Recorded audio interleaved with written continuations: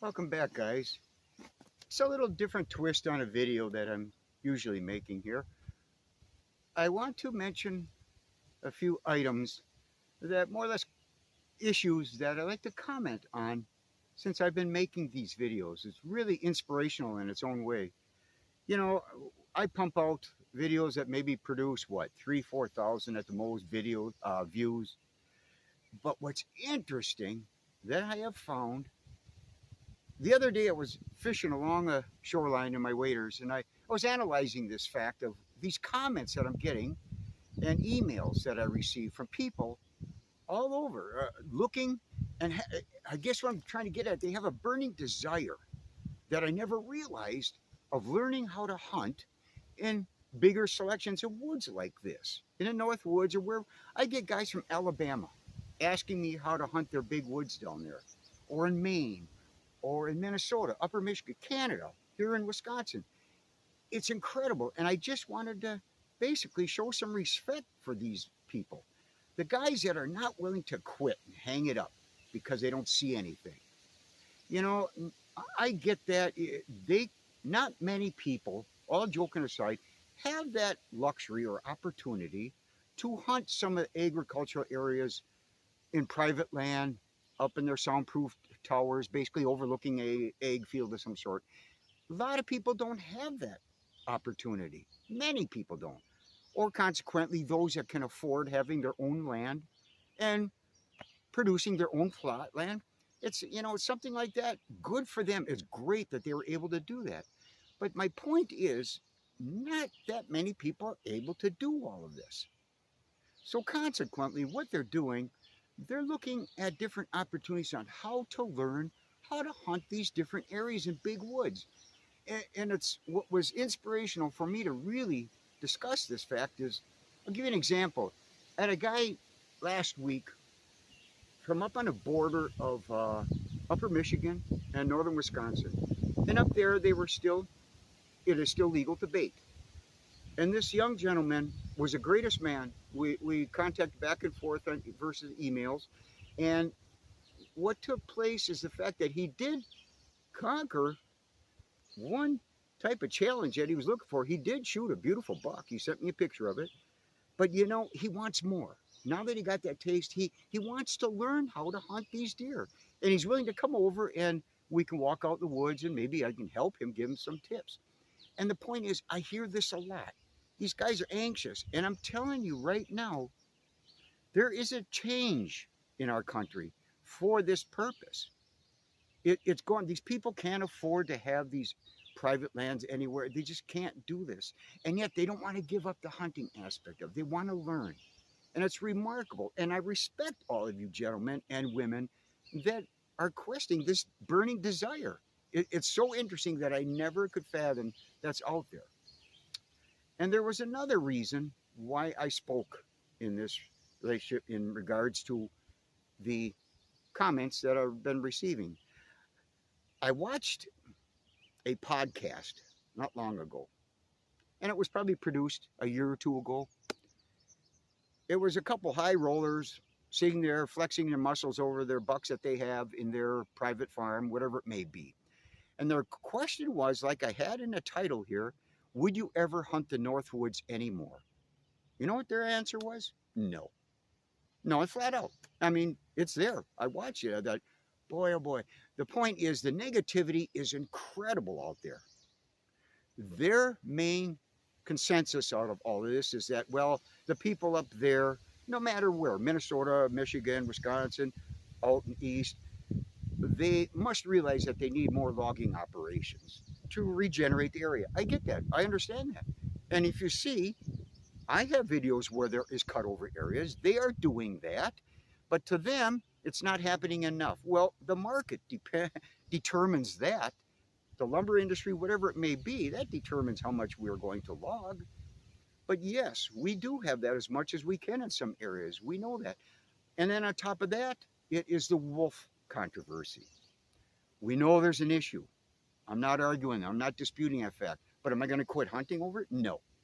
No. I don't care if there's 20 deer or 30 deer per square mile or 50 deer or 5 deer per square mile, I'm still going to go out there and look for that one buck or doe, whatever it may be. That's a cool part about it.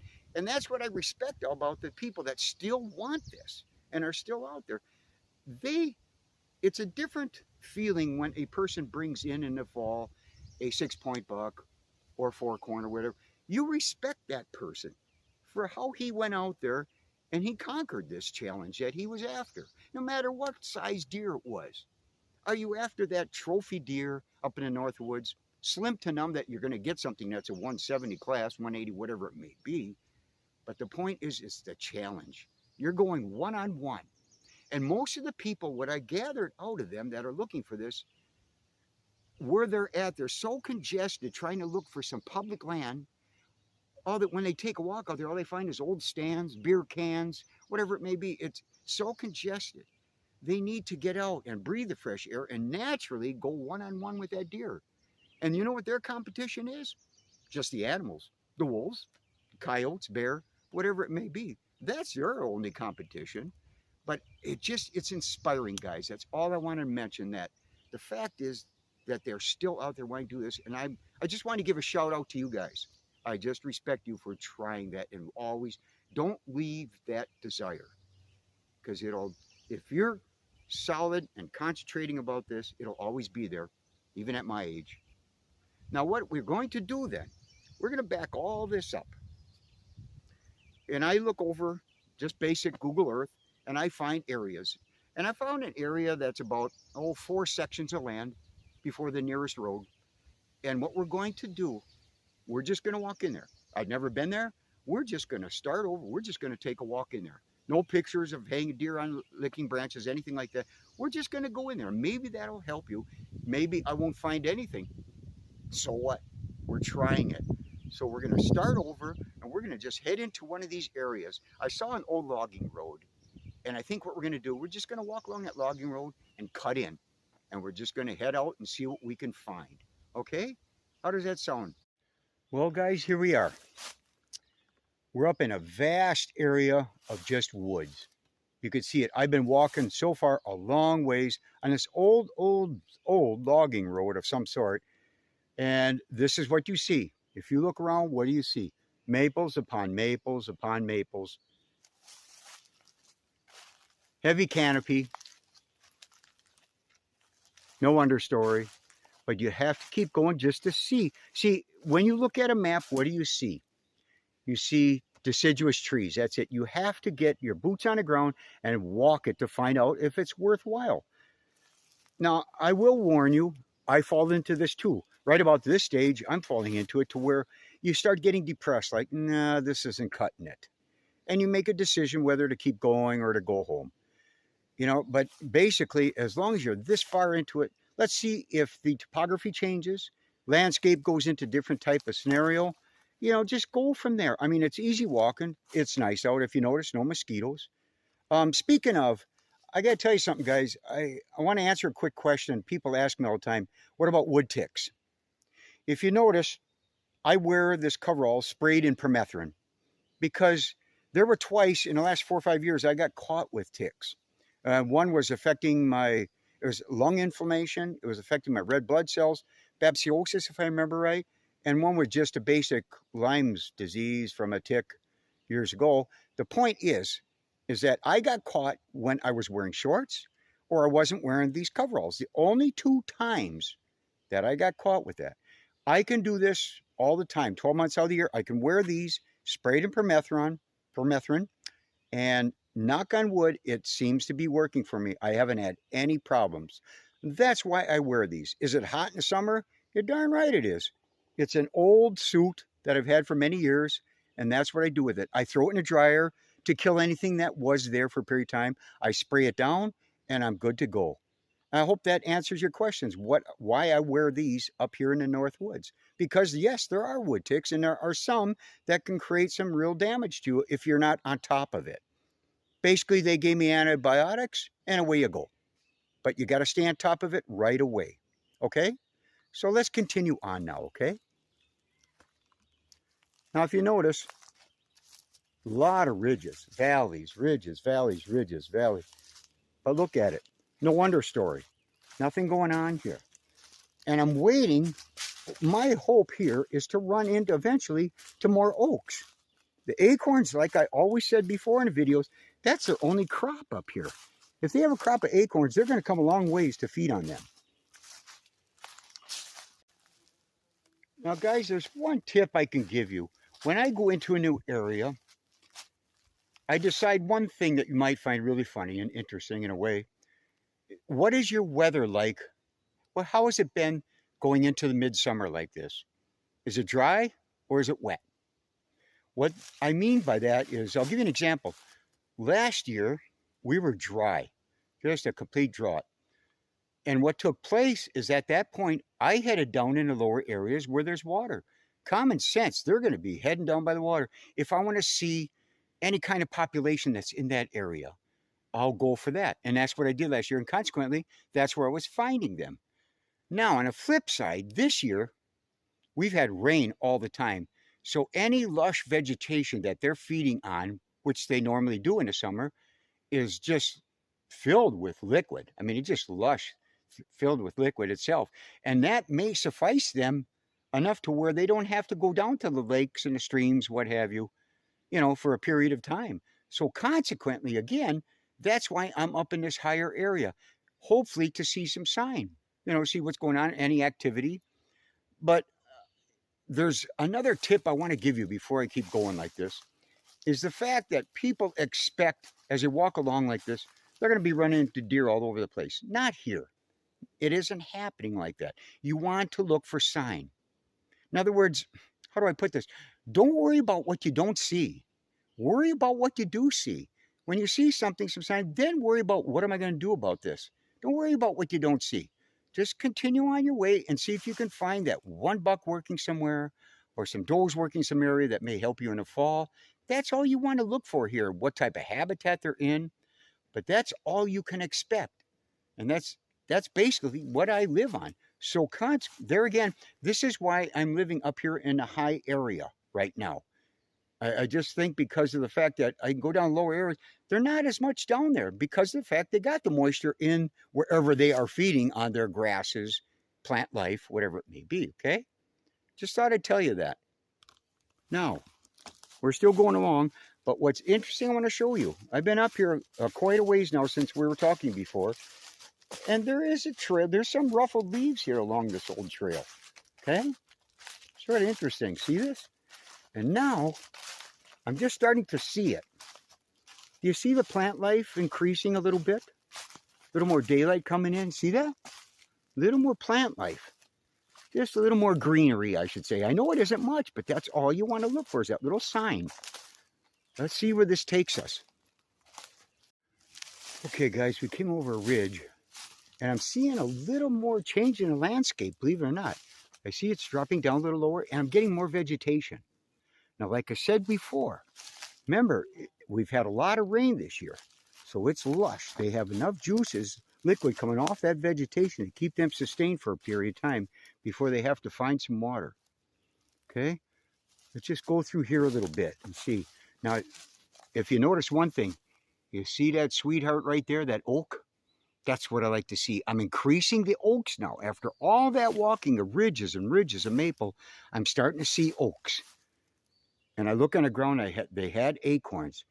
Here's what they're feeding on in the fall, obviously, because they just don't have it everywhere up here. It's just really increased. It paid to keep going. Now look at this. I know it's hard to see, but I got a little trail here. We're going to pursue this trail a little farther, okay? To see what we got going here. Yeah, this is nice up in here. Open, but up on top, like I said, the highlands. Maybe up in this area. Look at here. Look at here. Look at here. Look here. Oh, there you go. That's our first scrape. I can honestly show you after all the walking I've done. Here we go. See what I mean? There it starts paying. Look at this trail. Oh my gosh. Oh gosh, guys, this is too good now. Finally, we got a little activity here. This trail's going. I'll tell you what we're going to do. Let's stay on this trail a little bit. I'm going to follow this a bit and we'll see what we come up with. I've noticed right here now, it is an active area. There's some historical rubs, through the years.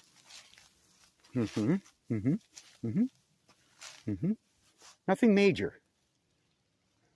But I do see that there's a little more activity after all that walking we've done. It seems like we're showing up a little bit. Tell you what, we're going to take a walk up here.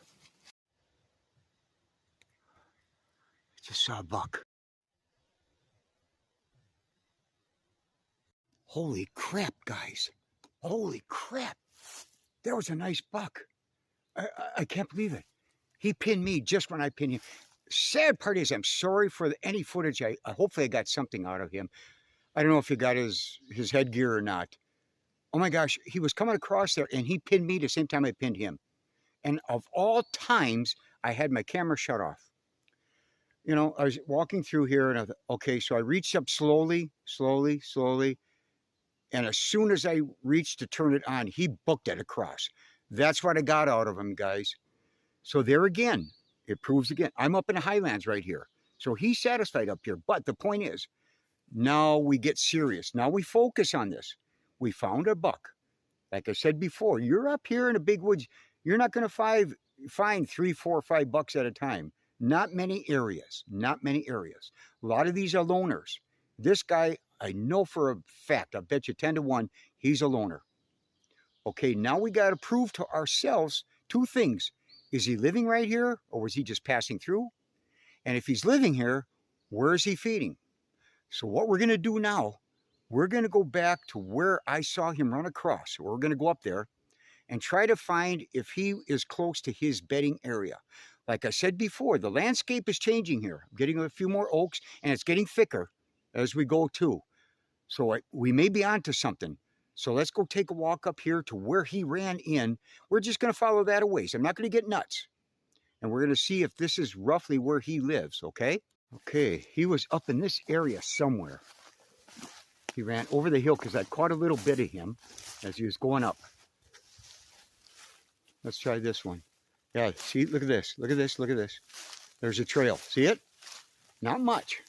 That's a distinct trail. My gosh, we haven't seen this in a long time. Boy, oh boy. Let's just see what's going on up here. We're going to follow it a ways. Why not?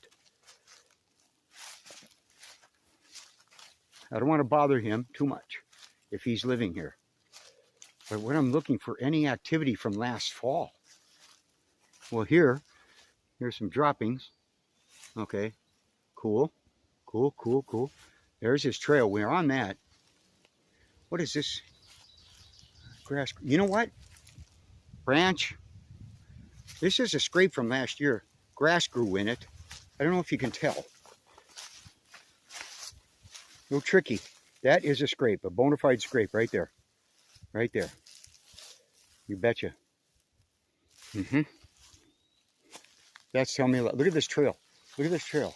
Okay, so he's not he's living here. I'm willing to gamble it right now that he's living in this area. This is his. Let's follow this a bit. I want to see where he's going. The elevation is dropping if you notice. Let's just go up a ways and see what's going on. I'm actually surprised that the trail was that defined for a buck. But, you know, there's no rules. He's been hitting that pretty hard for some reason. Let's just follow this trail and see what's going on. Okay. You see the future up there? See how it drops off up there? I think you see what I see.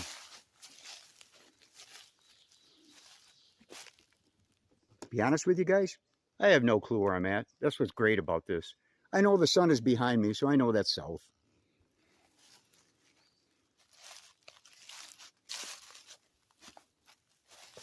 But you just can't stop. Pack it up and go home? Heck no, this is too good now. Look at this. I'm not on his trail yet. I don't know if you can tell. It's pretty hard to tell.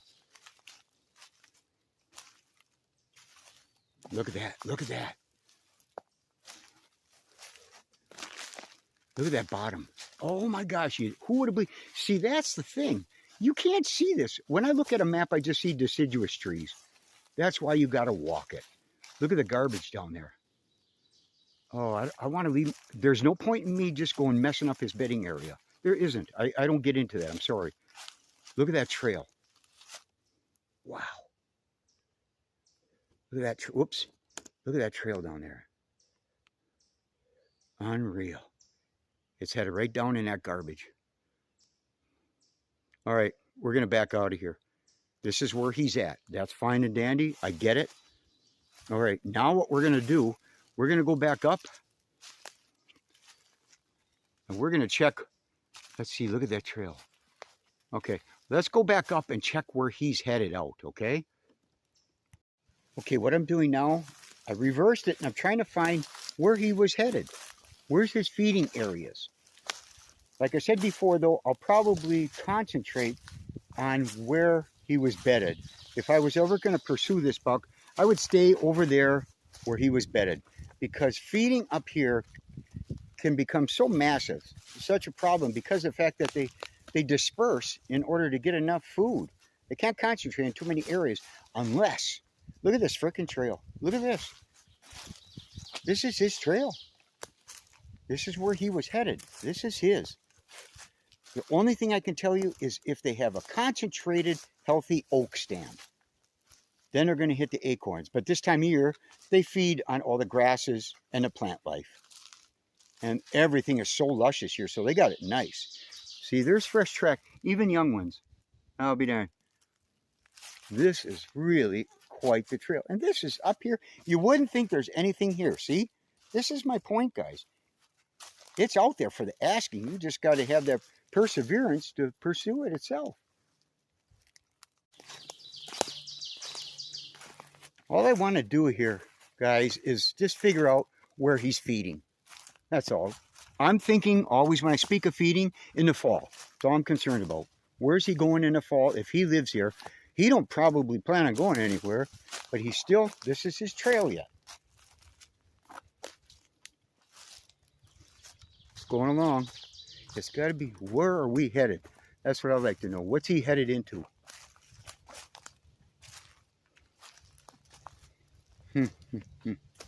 More ridges. We're still going.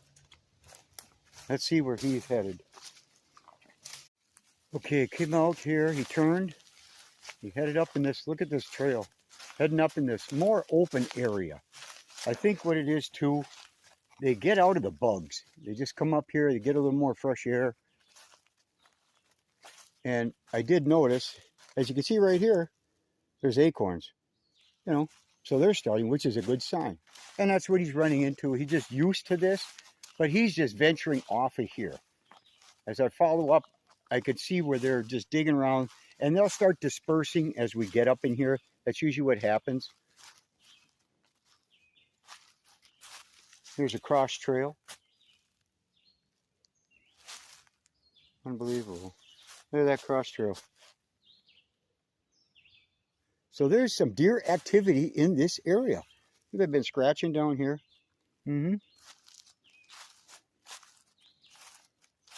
This is what it opens up to. I just wanted to show you this. And this is where he heads for the evening. Up in here, and it just spreads out at that point. But there are really, this is something to check in the fall, because I tell you what, there's some healthy oaks in here. I'll guarantee you that. Old droppings. Yeah, they like this area.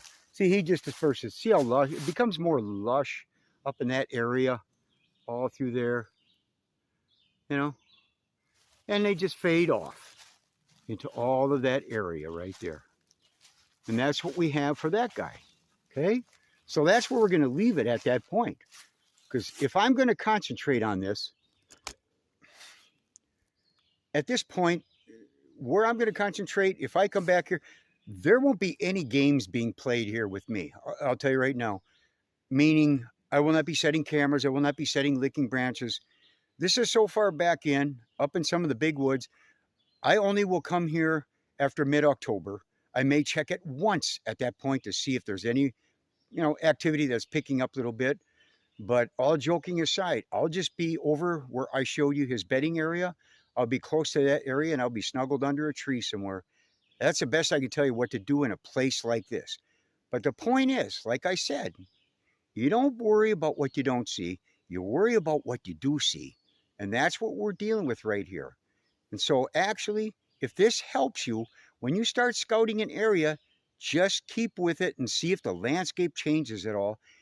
You may run into something like this. You don't know. I was getting depressed. I was thinking, boy, oh boy, this area don't cut it.